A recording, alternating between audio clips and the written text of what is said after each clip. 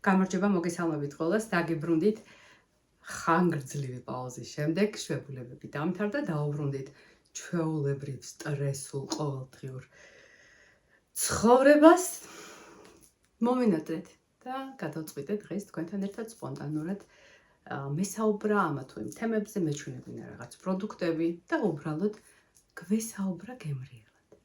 თქვენც თუ მოგენატრეთ მსგავსი ვიდეოები, მოიტანეთ თვილი. სასმელები იქნება ჩაიყავა გემრიელად დასხედით და ვიჭორავთ.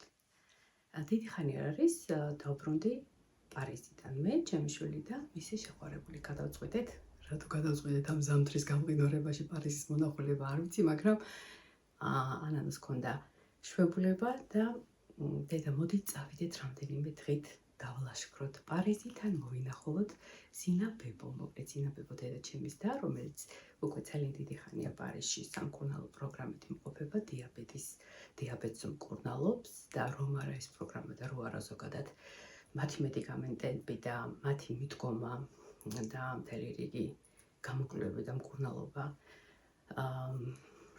რო არ ქონოდა ამ ქალბატონს, დღეს უკვე ის ცოცხალი არ იქნებოდა. მოკლედ, ვისაც დიაბეტი გაგვდის, გაუგებს ამ ადამიანს რაოდენ რთული და ბევრნაირი პრობლემები მოყვება, შაქარს, მხედველობა, სახსრები, წონაში მატება, თითების პრობლემები, ფრჩხილების პრობლემები, მაგრამ ყველაზე დიდი პრობლემა მაინც თვალების აქ ამ ქალბატონს დეიდაჩემს. უკეთებენ მე მგონი ყოველ მეორე დღეს ძალიან ძვირად ღირებულ ნემს თვალში და რო არა ეს ნემსი, რომ ეს ნემს მე მგონი 1700 ლარი ღირს საქართველოში, ალბათ კარგი ხნის დაბრუნებული იქნებოდა და როგორ უნდა იარსებონ, რა სახსრებით უნდა იყიდოს პენსიონერმა საქართველოში ასე ძვირად ღირებული ნემსი ყოველ მეორე დღეს პენსიით გამორიცხული და მოკლედ უნდა დაბრმავდე და დროზე ადრე გამომშვიდობო ცხოვრებას. მოგიყვებთ ახლა 2000 სიტყვით პარიზის შესახებ, ძალიან ცივი დღეები დაგვემთხვა იქ ყოფნის, გავიყინეთ ნორმალურად სურათებიც ვერ გადავიღეთ, მაგრამ თავარი იყო ჩვენ მოგვენახულებია ის რამდენიმე ღირსშესანიშნავი ადგილი, რისი ნახვაც გვინდოდა, მეტნაკლებად ყველაფერი ვნახეთ, რაც მოვასწარით, მაგრამ დანარჩენს საფხულში გვაქვს დაგეგმილი კიდევ ერთხელ პარიზის სტუმრობა, როდესაც კარგად დათბება, როდესაც ბუნება ყავის, როდესაც ასიამოვნო სეირნობა და დედა ჩემიც ჩამოდის და 70 წლის ხდება. გადავწყვიტეთ წავიყვანოთ დედაც პარიზში 4 ივლისს აქ დაბადების დღე. შევახვედროთ დიდი ხნის მონატრებულ დაიგოს და დავათვალიეროთ რამდენიმე ტაძარი გვაქვს გეგმაში, სან-კლიქიორ, პარიზის ღვთისმშობლის ტაძარი ახლა გევნახეთ, მაგრამ დედაჩემთან ერთად კიდევ უფრო დიდი ხანი მინდა დაუთმოთ ამ ყველაფრის დათვალიერებას. ლუვრიც სანახავი გვაქვს. დანარჩენი ყველაფერი უკვე მოვინახულით ასეა თუ ისე.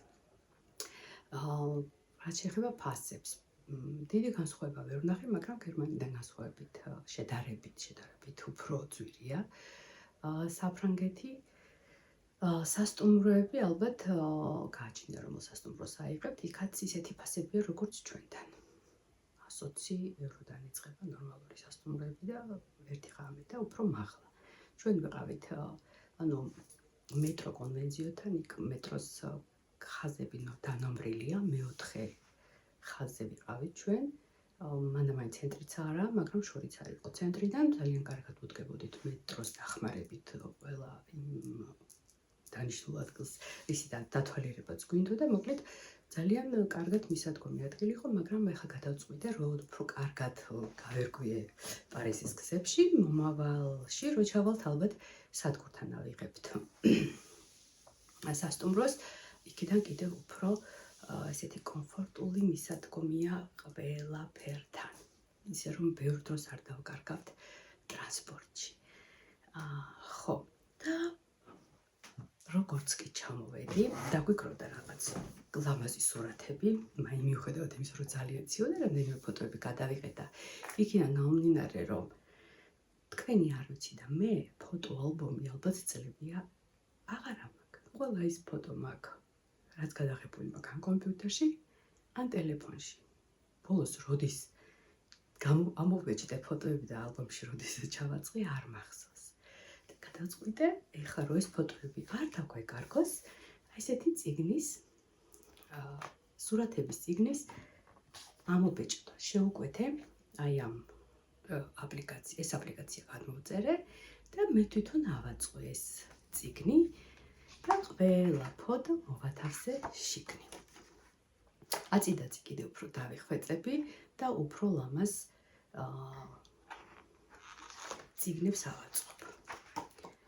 და გადავწყვიტე, რო არ დამეკარგოს ეს ფოტოები და რო არ ვეძებო მე ამ Google-ის ფოტოებში და Drive-ში და კომპიუტერში ეს ჩემი სურათები ყოველთვის აი ესეთი წიგნის გაკეთება. ძვირიც არ ღირს, ყველაფერს თვითონ კინძავენ, აკეთებენ, თავარია თქვენ შეადგინოთ, თქვენი გემოვნებით ფორმატი, ყველაფერი და გიგზავნიან აი ესეთ წიგნს. კიდე მაქვს ერთი წიგნი დამზადებული, ეს შემოდგომაზე ავსტრია ბაიერნი რო დავლაშქრეთ, ჰაიბზეზე რო ვიყავით.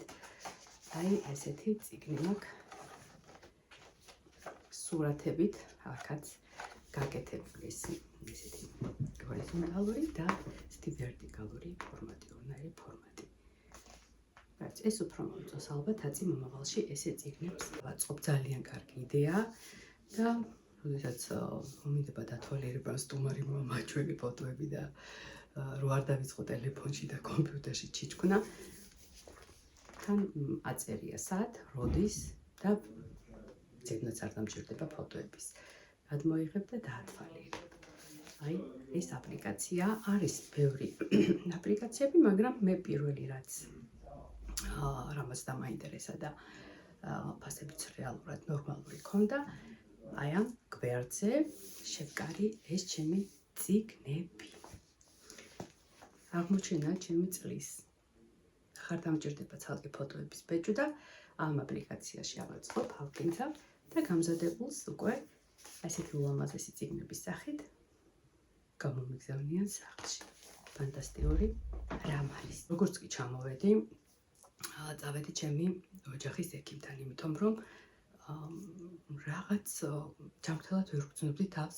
სისუსტე მქონდა და თითების შეშუპება მაქვს უკვე ძალიან დიდი ხანია.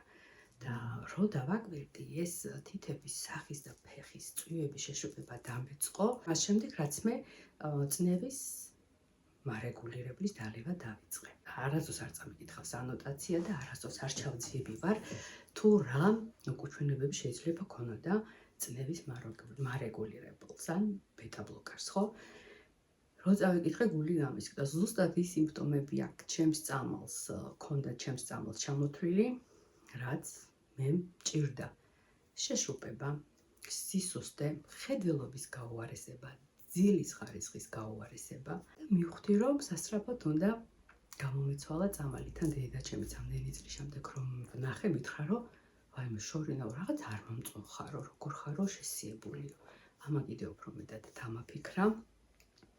ანუ გასუქებული კი არ ვარ, ცხიმები არ მაქვს, მაქვს წყალი, აქ საკმაოდ გრძნობრო დაგროვილია წყალი ორგანიზმში და ფაქტიურად ყველა ბეჭედს ვერ ვიცმევ ხელზე. ხო, კიდე უკეთესობა მაქვს, მიუხედავად იმისა, რომ მხოლოდ 3 დღეა წამალი შემიცვალეს და მივედი ექიმთან და რო უთხარი ასე ჩემ სიმპტომების შესახებ, პრობლემის შესახებ, მითხრა, რომ ეს ჰორმონალური დისბალანსიაო, ახლა უკვე ისეთ ასაკში ხარ, შეიძლება მენოპაუზა იწყება და გინეკოლოგთან გადაგამისამართება. მოდი მივთხარი, სანამ გინეკოლოგთან გამიშვებ და ამ ჰორმონალურ ანალიზებს ჩავიდარებ.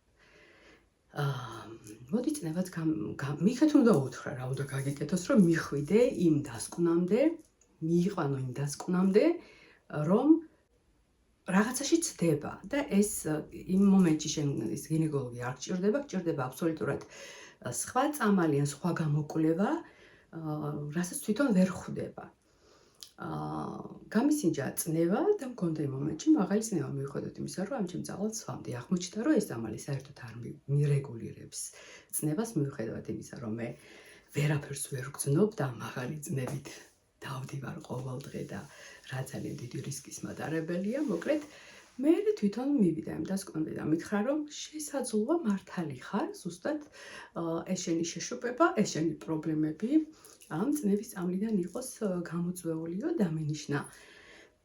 ისეთი წამალი მარეგულირებელია, რომელიც წყალმდენიცაა. კი, სამი დღეა ვხედავ, რომ წნევები დამირეგულირა, შეშუპება ცხრება, უკვე უკან იხევს, მაგრამ ხოში ამ წყალმდენსაც ხო კიდევ მეტი უკუჩვენება აქვს, ვიდრე ნორმალური წნევის წამალს, ხო? წინა წნევის წამალს არ ქონდა ეს წყალმდენი ეფექტი. ამას აქვს, რამდენი წყალი ირეცხება ორგანიზმიდან და მოყვება მას ის სასარგებლო მინერალები და ვიტამინები, რაც ჩვენი ორგანიზმისთვის აუცილებელია. მოკლედ, ვერ მომარგეს წამალი. ალბათ ამ წამლის დალევა სისტემატურად არ შეიძლება, 2-3 კვირაში ისევ დამენიშნა ტერმინი, მოდიო და ვნახოთ, აბა რამდენი ხნის განმავლობაში მომიწევს კიდე ამ წამლის დალევა. დავიტანჯე, ვერ მესამე წამალია უკვე, რომელიც ვერ მომარგეს ორგანიზმზე.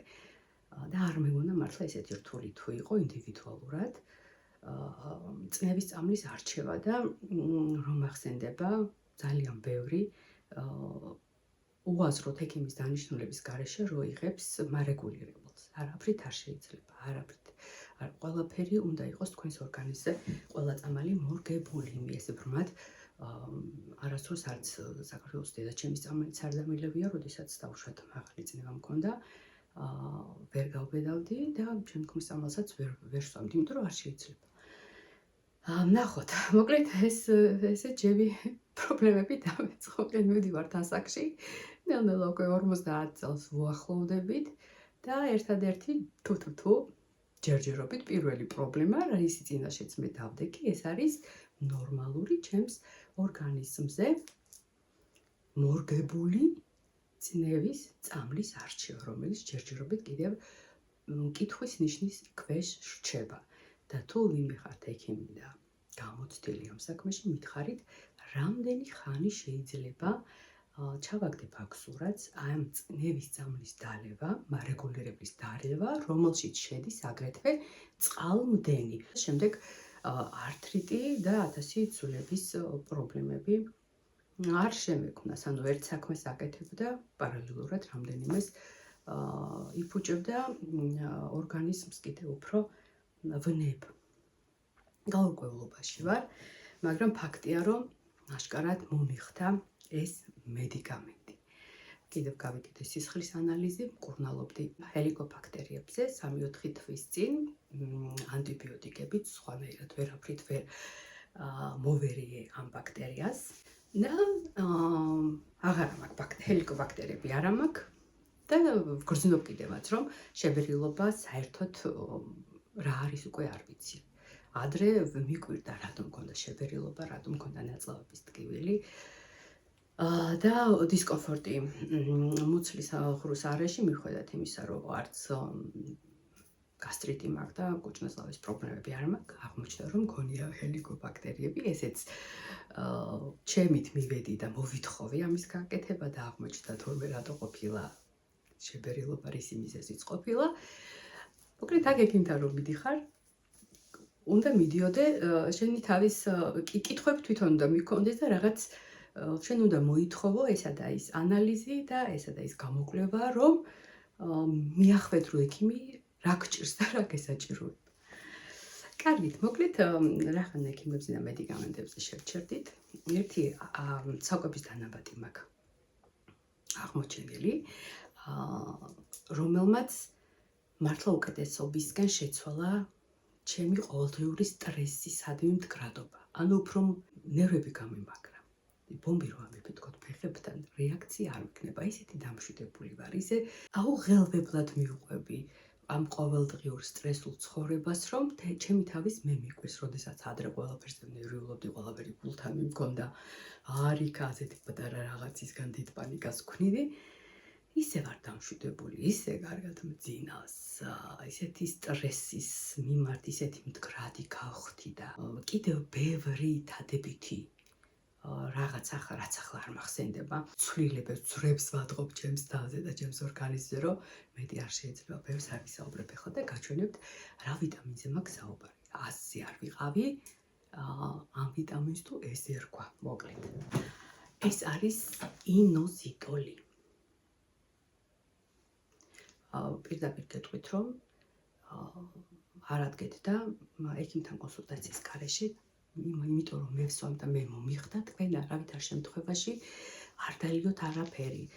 მე რა რომ ეს ვიტამინია, ყველაფერს სჭირდება კონსულტაცია და მიზანმიმართულად მიღება. მე მჭირდებოდა ეს ვიტამინი, ინოზიტოლი, ვიტამინ B8. B8 ვიტამინი თუ არსებობდა, არ ვიცი, მიუხედავად იმისა, რომ ქიმია ძირფესვიანად შევისწავლე ჩემი აუსბილდუგის დროს, მაგრამ რატომღაც B8-ზე შეიძლება, იმიტომ რომ მას კანთან და კოსმეტიკასთან შეხება რო არ აქვს, იმიტომ არ განვიხილეთ ეს ვიტამინი. დანარჩენი აბსოლუტურად ყველა ბეჭდვის ვიტამინი გვაქვს განხილული. არ ვიცოდი, რომ B8-ს ერქვა ინოზიტოლი. მე მოვიწია ინფორმაცია და გარდა იმისა, რომ ნერვებს ამშვიდებს, ძილის ხარისხს აუმჯობესებს, კარგად ებრძვის სტრესის ჰორმონს, იმიტომ რომ ნერვები დამშვიდებული გაქვთ, კარგად გძინავთ და ავტომატურად სტრესის ჰორმონი კორტიზოლიც დგება მწყობში. ვხედავ, რომ ანალიზები რო გავიკეთე ხა და ვნახე, კორტიზოლის ზონი არის ძალიან კარგად დაწეული, ანუ ფაქტიურად თითქმის დარეგულირებულია ამ ინოზიტოლის ფონზე. არაჩვეულებრივია, ზოგადად ქალის ვიტამინს ეძახიან ამას, როგორც ფოლიუმის მჟავას ისე, ხო? იდეალურია მისი კომბინაცია ფოლიუმის მჟავასთან ერთად. ანუ ფოლიუმის მჟავა მე მგონი B9 და ეს არის B8. B8 და B9-ს კომბინაცია არის ქალის სილამაზის ვიტამინი, მე მას ასე დავარქმევდი, იმიტომ რომ არაჩვეულებრივია შინაგანი ორგანოებისთვის. რამდენიმე ვიდეო ვნახე და სტატია წავიკითხე. ფოლიუმის მჟავა და ინოზიტოლი ხელს უწყობს ანუ როგორ გითხრათ, დაორსულებას, ჩასახვას, ვისაც გსურთ ბავშვი, ვისაც გაქვთ უკვე დაგეგმილი დაორსულება, ძალიან კარგი იქნება ექიმთან კონსულტაციის შემდეგ ამ ვიტამინების კომპლექსი მიიღოთ, იმიტომ რომ შეგიძლიათ ნახოთ იქ ვიდეოები და ინტერნეტში დაგუგლეთ, როგორ ხელს უწყობს ეს ვიტამინი ზოგადად ოვულაციას, ჩასახვას, არაჩვეულებრივია საკვერცხლების მუშაობისთვის, ვისაც კისტა გვაქვს, ენდომეტრიოზი გვაქვს, რაღაც პრობლემები გვაქვს, საოცარი ვიტამინი აშკარად გრძნობ, რომ ხამე ბავშვის სკოლას არ ვაპირებ, მაგრამ ამ ხრივ მართლა რომ დაარეგულირა ყველაფერი და ფანტასტიკური. ჩემი წლის აღმოჩენა აუცილებლად უნდა დაველიოთ კურსით. დავამთავრებ ახლა, არის 150 ტაბლეტი, შევისვენებ 2-3 თვე და შემდეგ ისევ ფოლიუმის მჟავასთან ერთად მაგნეზიუმს ისედაც ყოველთვის ვსვამ, იმიტომ რომ 40 წლის ასაკში მაგნეზიუმი უკვე ყველას გვესაჭიროება, მაგნეზია ციტრატს ვსვამ, უფრო კარგად იღებს ორგანიზმი და ითვისებს ორგანიზმი და რა ვიცი, ჩემი აღმოჩენა ეს ვიტამინი. ახლა მე ვერ ვიტყვი, რომ ამ ვიტამინმა მე თმის ცვენაში მიჩე, რა თქო, მაგრამ წინა ვიდეოში ნახეთ ალბათ დარსონვალს რო ვიყენებდი, ჩემ შემთხვევაში თმის ცვენა შეაჩერა და თმის ზრდა, კატასტროფული ზრდა გამოიწვია დარსონვალმა და მის შემდეგ უკვე როსმარინის ზეთის გამოყენება.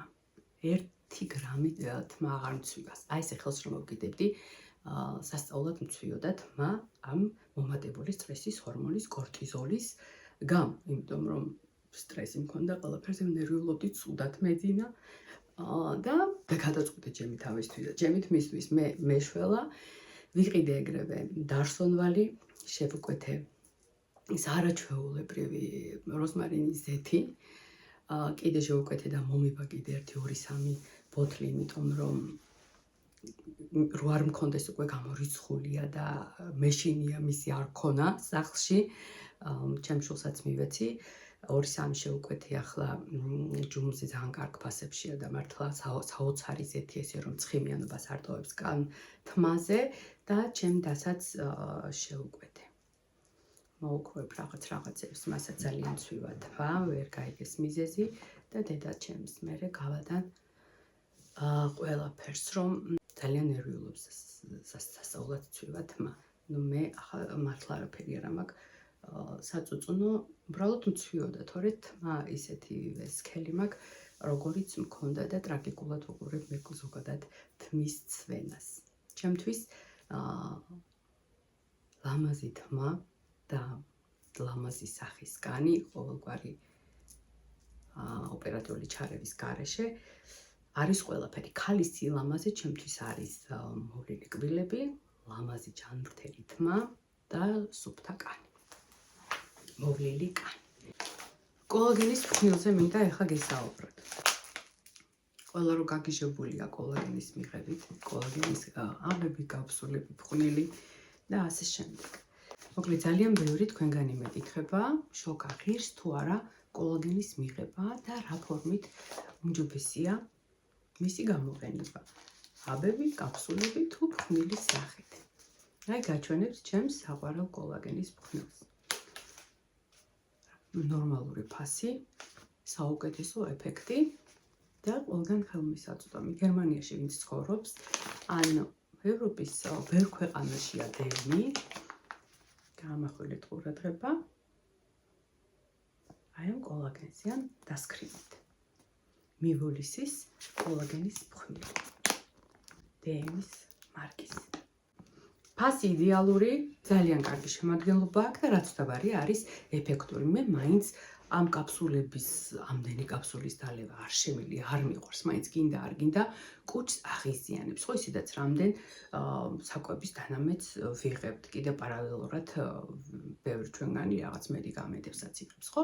მაინც უმჯობესია ფხვნილის სახით შეიძინეთ ეს კოლაგენი და კურსის მიხედვით დალიეთ. მე თავს ვერ დავდებ და არანაირი მტკიცებულება მისი არ მაქვს, რომ ეს კოლაგენის ფხვნილი თქვენ კანის ტონუს გაგიუმჯობესებს და კოლაგენის შემცველობას კანში შეავსებს და კოლაგენის ფაზებს გადაგიტკიცებთ და გადაგიპრიალებთ. აბსურდია ეს, ამის მტკიცებულება არც ვერ მაქვს და არც არავის არ ეკნება, იმიტომ რომ რამდენი ხანი უნდა სვა კოლაგენი, რომ გაიაროს ეს მთელი ორგანიზმი, ძვლები, სიზაროები, ორგანოები და შემდეგ მივიდეს კანის კოლაგენის ფაზებთან, რომ რაღაც შედეგი კანზე გამოიწვიოს. არა, ამას ჩვენ არ ვსვამთ სახისთვის, კოლაგენს ჩვენ ვსვამთ ჩვენი სახსრებისთვის, ჩვენი ორგანიზმისთვის და უბრალოდ ორგანიზმის ტონუსში რომ მოვიყვანოთ. მეც სახეზე ეს კოლაგენი ჩვენ არაფერს ცვლილებას არ გამოიწვევს.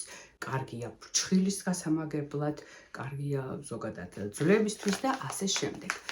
თუ გინდათ კოლაგენის და ზოგადად კანის ტონუსი კარგ მდგომარეობაში გქონდეთ და კარგი ღრმა დატენიანება გქონდეთ სახის კანზე, სისულელია კოლაგენის აცხების ყიდვაც. მეც ამას ძალიან ხშირად ვიმეორებ. კოლაგენის აცხები ვერ ჩადის ეპიდერმისის დაბლა, რჩება ზევით, იქიდან გამომდინარე, რომ ძალიან დიდი მოლეკულა აქვს კოლაგენს და მხოლოდ ზედაპირულად ატენიანებს თქვენს კანს, ვერაფრით ვერ გადაგიპრიალებთ და ვერ შეგივსებთ ამ ჩამოწურებულ ოვალს და ტურგორს ვერ გახდის ისეთ, როგორც თქვენ გინდათ. ამიტომ კოლაგენი საცხები ჩაანაცვლეთ მაღალი და დაბალმოლეკულური ჰიალურონით, მაღალმოლეკულური ზევიდან კარგად აგიტენიანებთ კანს და შეუწყობს წყლის გაჩერებას, ტენის გაჩერებას კანქვეშ და დაბალმოლეკულური, როდესაც დახურული იქნება ეს თხელი ბლონკა, მაღალი მოლეკულური ჰიალურონის საფუძველზე დახმარებით, დაბალმოლეკულური უკვე ქვევით ეპიდერმისის ღრმა შრეებში გააკეთებს თავის საქმეს და უკვე ნახავთ, რომ სისტემატიური გამოყენების შემდეგ ზუსტად ისე გამოვიყურება თქვენი კანი, როგორიც ყოველთვის გინდოდათ, მაგრამ მარტო ჰიალურონიც ვერ მოერევა უკვე ასაკობრივ პრობლემებს და მოდით ჩვენ ამ კანის მოვლაზე და ამ ინგრედიენტებზე ერთ დღეს გემრიელად ვისაუბროთ. თუ რა გჭირდებათ უკვე ანტიეიჯი მოვლის პროდუქტებში, ანუ რა ინგრედიენტები გჭირდებათ, რომ სახე გქონდეთ გადატკეცილი ყოველგვარი რაღაც ინერციების ჩარევის გარეშე. კარგით, ეს რაც შეეხება კოლაგენს. კიდევ ერთი ჩემი სიყვარული და ფავორიტი, რომელიც 2025 წელსაც თანმომყვება, ეს არის ეს საბაზისო მარილი. ჩვენ ვიცით, რომ ჩვენს ორგანიზმს აქვს ისე როგორც სახისგანს ტუტე და მჟავე სფერო, ხო? აი ეს pH ბალანსი არა მარტო სახისგანზე გვაქვს ჩვენ 4 და 5 ნახევრამდე, არამედ ორგანიზმსაც აქვს ტუტე და მჟავე სფერო. ჩვენს კანს მაგალითად ჯამრთელ კანს ესაჭიროება მჟავე სფერო, ანუ ნეიტრალურია 7 ციფრი, ხო 0-დან 14-მდეა ეს გალა. ნეიტრალურია 7 ციფრი და 7-ის დაბლა იდეალური სფეროა 4 და 5 ნახევრამდე, ანუ მჟავე სფერო ესაჭიროება ჩვენ კანს, რომ იყოს ჯანმრთელი, ხო? არ გამრავლდეს ბაქტერიები, ეს გარეგანი მამლი ფაქტორებმა არ მოახდინონ რაღაც კანზე უარყოფითი რეაქცია და არ წარმოიქმნას სხვადასხვა კანის პრობლემები, ამიტომ სულ უნდა ვაკონტროლოთ და მოვუაროთ კანს აი ასეთი პროდუქტებით, რომელიც ჩვენს კანს ზუსტად ამ ციფრებში მოაქცევს. მაგრამ ეს მარილი, ამას აწერია საბაზისო, ანუ base მარილი. არეგულირებს ორგანიზმში ტუტე მჟავიანობის პროცესს. და რა მხრივ მე ახლა მარილს ავსვამ, ჩვეულებრივი ისეთი მსხვილად დაქვილი კრისტალებია. ამ მარილის დახმარებით საკმაოდ ძვირი სიამოვნება იაფი არ ღირს ნამდვილად ეს მარილი. ვიკეთებ პილინგებს, აბაზანებს და ამ პირის გამორიცხვას ენას ბოდიში თქვენთან და ვიხეხავ ამ მარილით და ზოგადად სახის შხაპსაც ამ მარილით ვიკეთებ. აყენებს ორგანიზმს აი ამ მომატებულ მჟავიანობას რომ ეძახით, ეს იმას ნიშნავს, რომ ორგანიზმში თუ კანზე გვაწყობს და აუცილებელია მჟავე სფერო, ორგანიზმი მჟავე სფერო ვნებს, ხო? როდესაც მაქვს სპეციალური მე აი ესეთი pH საზომი ხელსაწყო, რითიც მე ვზომავ ორგანიზმში მჟავიანობას. შეიძლება გაჩვენოთ დაბლა მაგ და მოგიდანთ გაჩვენებთ, იმიტომ რომ ძალიან მნიშვნელოვანია თუ გინდათ რომ ჯანმრთელი ორგანიზმი გქონდეთ და ყველა შევარი გწერია კიბო და ათასი უბედურება არ დაგვემართოს. ეს ყველაფერი მოდის, როდესაც ეს ტუტე მჟავიანობის ბალანსი ორგანიზმში დარღვეულია, გვაქვს მჟავე სფეროში ორგანიზმი, ბაქტერიები მოკლედ და სოკო და კანდიდა გავრცელებულია ჩვენს ორგანიზმში, თავს კომფორტულად გრძნობენ და აქედან იწყება უკვე ყველა პრობლემები, თმის წვენა, დაავადებები, უძილობა და ჩვენ მტერს კიბოს სხვადასხვა სახეობები. ყველაფერი ანოტაცია აწერია, შეგიძლიათ როგორც ურინაზე შარდის მეშვეობით გასინჯოთ, ასევე შეგიძლიათ ნერწყვის მეშვეობით დაადგინოთ, თუ რომელ სფეროშია თქვენი ორგანიზმი. თუ მჟავიანობაა მომატებული, გარკვეულწილად დღევანდელ ყოფაში, როდესაც ყველაფერი მოწამლულია 90%-ს ჩვენ ყველას გვაქვს უკვე დარღვეული ეს ბალანსი. აუცილებლად მიხედეთ თავს, უნდა ვიკვებოთ მჟავიანობის დამზადი პროდუქტებით, მე მაცივარზე მაქვს აკროლი, ყველაფერი, ბევრი ხილი და ბოსტნეულიც კი, რომ გონია რომ ჯანმრთელია, ბევრი მათგანი იწვევს ზუსტად ამ სიმჟავის მომატებას ორგანიზმში, რისიც ოდნავ აუცილებელია, თუ გინდათ რომ არ გქონდეთ ყველა ის უკუჩვენება დაავადება და გქონდეთ უბრალოდ დალაგებული ორგანიზმი, მიაქციოთ, ამობეჭდეთ თქვენს ესეთი ცხილი გქონდეთ და მიაქციოთ კვებას ყურადღება. მე კი ეს მარილი მეხმარება ერთ-ერთი მნიშვნელოვანი პროდუქტია, რომ დავეხმარო გარეგანად ჩემს ორგანიზმს ზუსტად რომ იყოს ამ ტუტე სფეროში, პილინგების სახით, გამორიცხვების სახით, ენის და პირის ღრუს დასუფთავებით, სახის შხაპით ძალიან მეხმარება და ყველას გირჩევთ,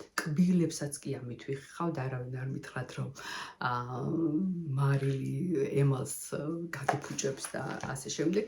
ღრძილების პრობლემები მომიშუშა, წლების წინ მაინც მქონდა პაროდონტის და ყოველთვის პარადონტაქსის კბილის პასტას ვიყენებდი. არ ვიყენებ საერთოდ არ მჭირდება, მაქვს ჩვეულებრივი ბიოლოგიურად სუფთა იაფასიანი კბილის პასტა, რომელსაც ვაყრი ზემოდან ამ არელს, მისი საშუალებით ვიხეხავ კბილებს და შემდეგ მაქვს ენის ახეხი, ჯაგრისი და შემდეგ უკვე ამ მარილით ვისუფთავებ მთლიანად პირის ხროს. ფანტასტიკური ნივთი, არც ემალი მაქვს გადაკეცლილი და არც გრძილებიდან არა მაქვს არანაირი, როდესაც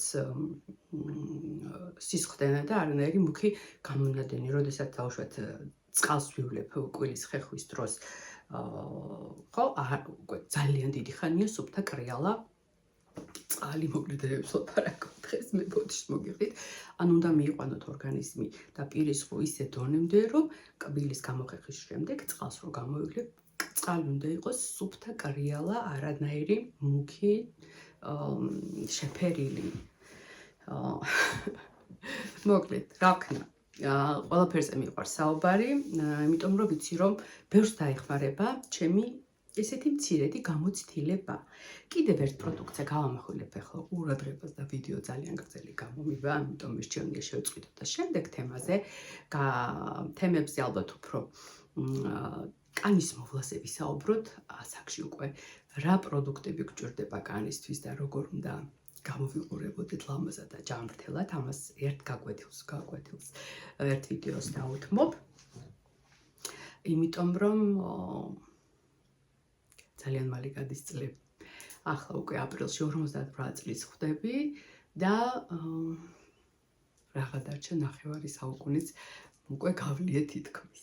მაგრამ ჩემი თავი ამ ჩემი გამოცდილებით, ამ ჩემი დაგროვილი ცხოვრების, როგორ გითხრათ, გამოცდილებით, ცოდნით, შეცდომებით უფრო მომწონს და არ შეიძლება ვინატრო 1-5-7 წელი უკან. თორე არასდროს არ მინატრია, ეხლა ვიყო 25 წლის. არ მინატრია, იმიტომ რომ ეს ყველაფერი გამოცდილება გროვდება ჩვენ შეცდომებში, ჩვენს შეცდომებზე, ჩვენს განვლილ გზაზე. და მე უკვე ვყალიბდებით დროთა განმავლობაში იმ ადამიანებად, რაც ვართ. მე ჩემი თავი, თითქმის უკვე ნახევარ საუკუნოვანი ქალი ვარ, ამ ასაკში გაცილებით უფრო მომწონს. რა უნდა გაჩვენოთ? 2 ევროიანი, 2 ლარიანი პანთენოლის საცხი, რომელიც არის სასწრაფო დახმარება და იდეალური გამოსავალი მათთვის, ვისაც ძალიან მშრალი თვალისკანი გაქვთ. კი, თვალის საცხები აუცილებელია, ვისაც გვჭირდება, ვისაც კუთუთები გაქვთ ჩამოშებული, ჩაშავებული, გამომშრალი და ასე შემდეგ, ორი აზრი არ არსებობს. თვალის საცხი აუცილებელია, კი, მაგრამ, კი ბატონო, მაგრამ პანთენოლის კრემი არის იდეალური ალტერნატივა, იაფიანი ალტერნატივა ამ ძვირადღირებული თვალის საცხებისა. კარგი თვალის საცხი საკმაოდ ძვირი ღირს მოგეხსენებათ. ეს 2 ევროიანი პანთენოლის კრემს მე ვყიდულობ აფთიაქში და განსაკუთრებით ზამთრის არ ტოვებს საერთოდ კვალს, მაგრამ საკმაოდ ისეთი მსუყია. ზამთრის ცივ-დღეებში, შვებულებებში, ძირითადად რო გარეთ მიწევს გასვლა და ძალიან მიშრება ეს კანი და თუნდაც ეს ტუჩის კანი, მეორე შუშაა უკვე ქილა თუ ტუბი, პანთენოლის კრემი არის ჩემთვის იდეალური გამოსავალი. მიყვარს როგორც ვანად, მთელი ზამთარი ჩანაცვლებული მაქვს, თვალის კრემი ამოღებული მაქვს ზამთრის პერიოდში, ზაფხულში არ გამოგადგებათ, იმიტომ რომ საკმაოდ ისეთი მძიმეა, გარეთ გასვლამდე ვისმევ, გადასარევად ნაწილდება, დაცულია ჩემი თვალის კანი, დაცულია, აქაც ხო გვიშრება ძალიან ზამთრის პერიოდში, ტუჩის ირგვლივ კანი, გამახვილეთ ყურადღება. არის ბევრი ისეთი ადამიანი, რომელსაც ძალიან გამომშრალი დეჰიდრირებული კანი აქვს. მას უკვე ეს კრემი ზაფხულშიც გამოადგებათ. გამახვილეთ ყურადღება და მოიხმარეთ, მადლობას მეტყვით, ისე მოგეწონებათ. და არაჩვეულებრივია ამ პანთენოლის კრემით კიდევ თუნდაც კვირაში ერთხელ, 10 დღეში ერთხელ მშრალი კანისთვის ნიღბების სახით მისი წასვლა. შემდეგ უნდა ჩამოვიბანოთ, რა თქმა უნდა, დაისუფთავოთ კანი და წაისვოთ მსუბუქი საცხი. გამახვილეთ ყურადღება არ მომბეზრდება ამ საცხზე საუბარი. პანთენოლის კრემი 2 ევრო ღირს გერმანიაში, თვალის კანისთვის, მშრალი კანის ნიღბებისთვის, ზოგადად ტუჩის კანის მოვლისთვის. მოდით მე ახლა დაგემშვიდობებით. ძალიან ბევრი ვილაპარაკე, მაგრამ ვიცი რომ ბევრ თქვენგანს უყვარს ესეთი ფორმატის ვიდეო, როდესაც მოკლე ვიდეოებს წერთ, საყვედურობთ. ეხლა დავჭექი ყავამოვიდანე და საწახვედი შუქარამალი და ასრულე ვიდეო და ასეთი მეორეჯერ არ გამიმეორეო. როდესაც გრძელ ვიდეოებს წერთ, რამთ ბევრი არა ვარა, გამოხდება 1-2 გოგო. მოკლედ რას ლაქლაკობ ამდეს, ვერ გავიგე ვერაფერი ვის რა მოგწონთ, მაგრამ მე ვარ ესეთი, მე მიყვარს გემრიელად საუბარი და სრული დეტალური ინფორმაციის მოწოდება თქვენთვის, ასე რომ არ დაგეზაროთ ამიტომ ლაიქების დასმა, რომ ჩემგანაც ღებულობთ რაღაც საინტერესო ინფორმატიულ მასალას და ზოგადად ინფორმაციებს. კომენტარებსაც ძალიან დიდი სიამოვნებით წავიკითხავ. დისკუსიისთვის ყოველთვის როგორ გითხრათ? Sad ვარ თქვენთან ერთად. ძალიან დიდი მადლობა. ბედნიერი და სასიამოვნო სამუშაო კვირა თქვენ დროებით. აი ეს არის ეს ლაკმუსის ქაღალდები. განსხვავებული ქაღალდებია, ანუ ჩვენ კანისთვის, როდესაც აცხვევს ვამზადებ, მე პირადად ის სხვა საზომი ქაღალდებია, ხოლო ორგანიზმში pH-ის გასაზომად გვჭირდება სხვა სკალა და რა თქმა უნდა, სხვა ჭხირები. ანოტაციაც მოყვება, სადაც ყველაფერი დეტალურად აღწერილი, ანუ აი აქ დაბალ სფეროში, ანუ მჟავე სფეროში, იდეალურია ჩვენი კანისთვის, ანუ უნდა გქონდეს მჟავე სფეროში, ხოლო ორგანიზმი რო იყოს ჯანმრთელი და არ გქონდეს არანაირი დაავადება, არანაირი პრობლემები და ვარეგულიროთ და ვაკონტროლოთ ჩვენი ჯანმრთელობა, უნდა იყოს pH-ი აი 7.25-7.5, აი ამ მუქმწვანე, თითქმის მულურჯო სფეროში, აი ნამედანი ტუტეც უკვე არ შეიძლება, ისიც ისეთი მავნებელია, როგორც მჟავე სფერო. ამიტომ შეიძინეთ, დასკრინეთ ფოტო და გააკონტროლეთ ყოველთვის pH-ი თქვენი ორგანიზმის, რომელსაც გასინჯავთ, როგორც გითხარით, ამ ჭხირებს ჩადებთ ურინაში და ნერწყვის საშუალებითაც იზომება. მე უკვე გავიუმჯობესე, მქონდა სადღაც 6.25, 6.25 აი ამ სფეროში ვიყავი, ეხლა უკვე ავეწიე სადღაც 6.75-მდე ვარ. ჭირდება კიდევ ცოტა, რომ იდეალურ მდგომარეობამდე მივიყვანო ჩემი ორგანიზმი.